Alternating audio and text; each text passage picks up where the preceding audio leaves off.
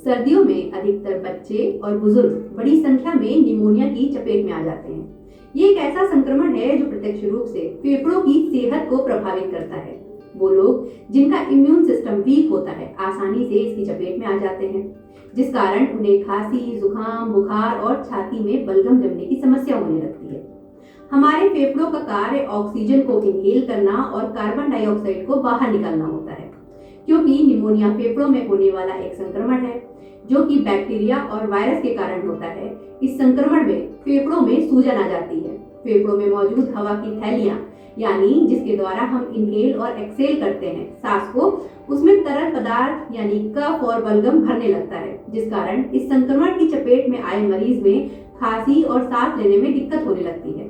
आमतौर पर निमोनिया सर्दी या फ्लू से शुरू होता है, लेकिन ये आपके फेफड़ों में बैक्टीरिया को पहुंचने में मदद करता है। निमोनिया के कारण नवजात बच्चे और जो छोटे बच्चे होते हैं, बुजुर्ग होते हैं, उनमें यह होने की संभावना काफी ज्यादा हो जाती है। कुछ लोगों में निमोनिया के लक्षण गंभीर नहीं होते हैं, लेकिन बच्चे और बुजुर्गों के लिए ये एक खतरनाक बीमारी बन जाती है। कई बार इससे बच्चों को खासकर जान भी गंवानी पड़ती है। निमोनिया, जिसे अक्सर साइलेंट किलर भी कहा जाता है, और ये दुनिया भर में बच्चों की मृत्यु का एक प्रमुख कारणों में से एक है। टाइम्स ऑफ इंडिया की एक रिपोर्ट है जिसके अनुसार यदि हम पूरे विश्व में निमोनिया के आंकड़ों की बात करें तो इसमें भारत की हिस्सेदारी 23% की है, और निमोनिया से होने वाली मौतों में मृत्यु दर 14 से 30% तक भारत में होती है। निमोनिया के लक्षणों पे अब हम आते हैं। निमोनिया के लक्षणों में छाती में दर्द महसूस होता है, खासकर जब हम सांस लेते हैं या खांसते हैं। कफ और बलगम पैदा करने वाली खांसी होती है, जिसमें बलगम पीले, हरे, यहाँ तक के खून के रंग का, मतलब हल्का भूरा तक दिखाई दे सकता है।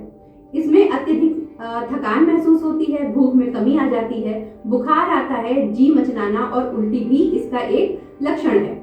दस्त होता है और सांस लेने में दिक्कत आने लगती है।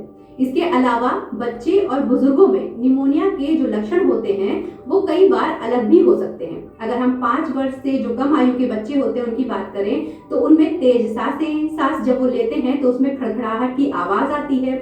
जो शिशु होते हैं 0 से 5 साल के, उनमें उल्टी एक प्रमुख लक्षण में से एक है। उसके साथ ही उनकी ऊर्जा में कमी आती है। जैसे अगर आप पहले देखेंगे तो बच्चे अपने हाथ पैर पटकते रहते हैं, लेकिन अगर उनको निमोनिया जैसी दिक्कत होती है तो उनको काफी तेज सांस चलती है और उनको वो सुस्त पड़े रहते हैं।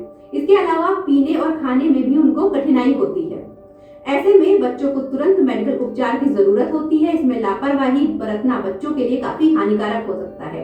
आपको तुरंत उन्हें डॉक्टर के पास ले जाना चाहिए। डॉक्टर को कई बार बच्चों को एडमिट भी करना पड़ सकता है। निमोनिया के बचाव की अगर हम बात करें तो इसका सबसे जो अच्छा तरीका है वो है टीकाकरण। टीकाकरण के लिए या अन्य जो जानकारी होती है, या अगर आपके बच्चों में निमोनिया के लक्षण दिख रहे हैं तो इसके लिए आपको सबसे पहले अपने जो करीबी डॉक्टर हैं उनसे मिलकर उनसे सलाह जरूर लेनी चाहिए। अगर आपको हमारी ये जानकारी अच्छी लगी हो तो हमें कमेंट करके जरूर बताएं।